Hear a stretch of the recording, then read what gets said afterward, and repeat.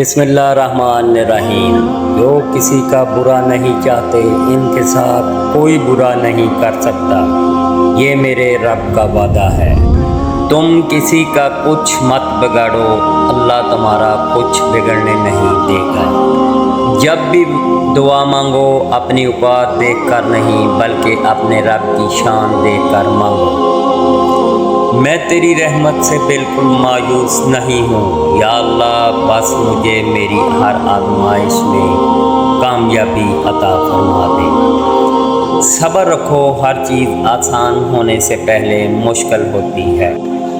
آزمائش جانتے ہو تمہیں آزمائش میں ڈالنے سے پہلے وہ تمہیں آزمائش سے نکالنے کا وسیلہ بناتا ہے۔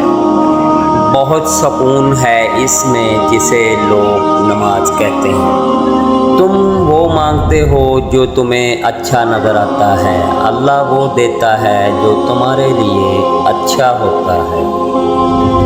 اللہ تعالیٰ کی رحمت کی پہلی نشانی یہ ہے کہ انسان کو اپنے عیب آنے شروع ہو جاتے ہیں۔ دوزخ نے کہا ماں وہ ہستی ہے جو گناہ گار اولاد کو بھی بچا لیتی ہے۔